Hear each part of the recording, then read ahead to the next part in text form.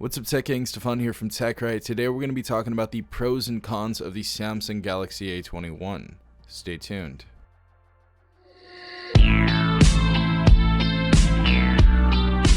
Alright everyone, so getting the ball rolling, we're going to start off with the first pro, and we actually have 5 pros and 5 cons in this video. If you guys have any other cons or pros that you guys want to add, go ahead and add them to the comment section down below, and I'll obviously see what's up, and I'll probably make an updated video. But so far, these are my pros and cons on the Galaxy A21. Now, starting off with the first pro, I have to say the screen. Obviously, we have the updated hole punch notch at the top left corner, which I thought was pretty cool that they updated that. Reminds me of the Galaxy S10e, and it looks a bit more premium, especially it being a budget phone and it being very cheap. So very nice that they have that there. Obviously 6.5-inch screen, so this is going to be a huge screen. The viewing experience so far has been really good for the price. Watching Netflix movies, YouTube videos, social media, this screen's going to cover all of that, but I also do have a con about it, so we'll wait to the cons about that. But you know, so far for the price, it's a nice big screen. The second pro about this phone has to be the port-in deals that are currently going on right now. If you go to Metro by T-Mobile, they actually just started selling this phone for $39.99. So if you actually transfer your phone number from another carrier to Metro by T-Mobile, you can get this phone for $39.99.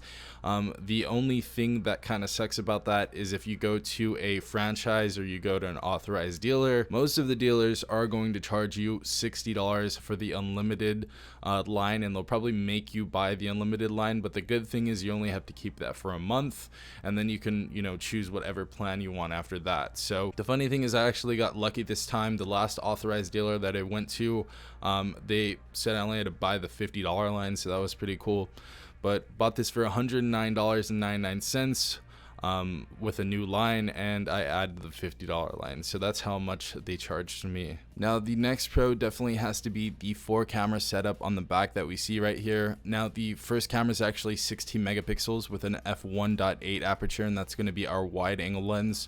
We also have a second camera that's 8 megapixels, that's going to be f2.2, and that's going to be utilized as our ultra wide camera. Our third camera is going to be a 2 megapixel f2.4 macro camera, and our fourth camera is going to be a 2 megapixel f2.4 depth camera. Now the cool thing about these cameras is the front hole punch camera and the rear camera actually utilize portrait mode, so you guys can use portrait mode on this device. So that's a really cool thing about this phone, because a ton of different budget phones that were released from Boost Mobile and Metro by T-Mobile for some reason don't host portrait mode. So that's always a great pro. Now the fourth pro I want to talk about definitely has to be the camera quality on the front and rear facing camera.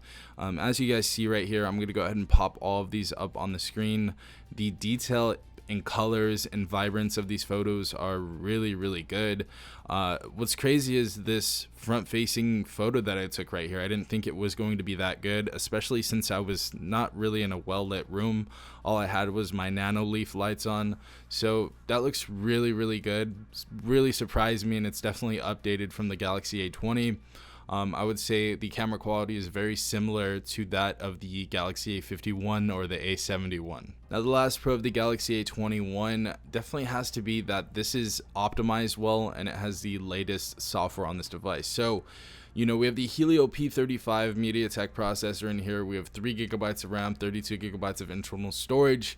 But the thing is, this phone has been running really well, and I didn't know why, but it seems to be that they've just optimized this greatly for this phone. So it's running great so far. I'm having a really good experience, so I don't want to take that away from the Galaxy A20, just as, you know, far as looking face value at the specifications.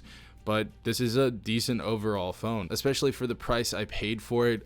Really impressed with the phone so far. Really am liking my purchase. Honestly, it's nothing too impressive, but I am enjoying my purchase, and it seems like it's well optimized so far. Now, starting with the dreaded cons, obviously I'm not saying don't buy this phone. That's going to be your decision at the end of the day. But we're going to be talking about the cons right here. Now, the first con I have to say is definitely the thick chin right here. Now, we have one of the thickest bezels I've seen on a phone. I don't know why they do this. They should have just made this into screen, but obviously they had to cut corners so they can make this phone cheaper and sell it at a prepaid carrier. So, you know, the bezels are a little thick, so that's the first con about this phone. It's not an insanely huge deal, but I definitely noticed that. Now the next con is that this is not AMOLED, and it's actually not even a 1080p screen.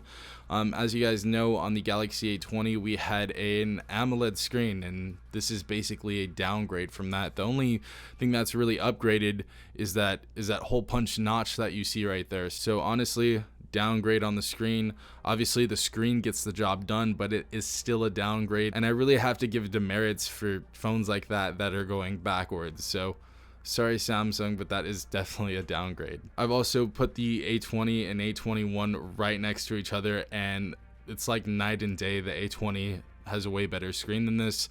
It's a smaller screen as well, so it takes up less pixels, and it looks better than the A21. Now the third con has to be that we only have the MediaTek Helio P35 in here.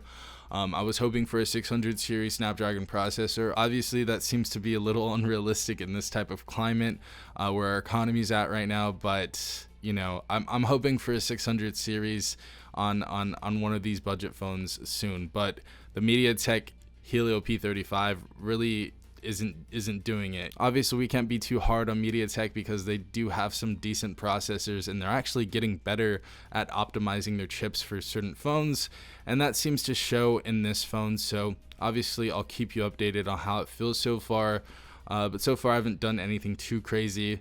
But we'll turn up the heat later on and make some other performance videos about this phone. Now the next con about this phone definitely has to be that this has 38 gigabytes of internal storage, and even less when you start it up. And the Stylo 6 and other budget phones have 64.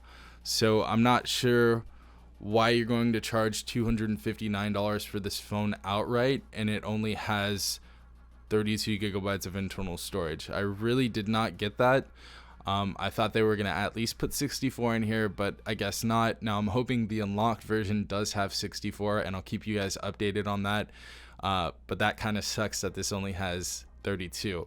Now you guys can expand your memory via micro SD card, so that's always an option, but you really shouldn't have to spend extra money if you've already dropped $260 on a device for memory. So yeah, just my opinion. And obviously the last con on this device is that it is not available on Amazon currently, and it's $259 if you guys want to buy the phone outright at either Boost Mobile or Metro by T-Mobile. And for that price you can get many other devices: LG G7 Thin Q, the LG Stylo 6, the Moto G7 Power, the Moto G Power. Just there's tons of other devices that are way better for cheaper, and after tax it's going to be well over $350. So yeah, the price isn't really that good. Obviously if you end up getting it on a port-in deal, or you're adding a line and you get a discount, that's cool, but paying a full $259 or even charging that for that device is just a no-no. Yeah guys, Galaxy A21 still going to be doing tons of videos on this device. If you guys want me to do anything in particular, obviously put it in the comments down below, or you guys can go ahead and DM me at tech.right on instagram.com. But yeah, if you guys did enjoy this video, please leave a like down below, as well as subscribing if you're not a part of the tech gang already. Also hit the notification bell if you guys want to be notified every time I do upload a new video. This has been Safan from TechRight.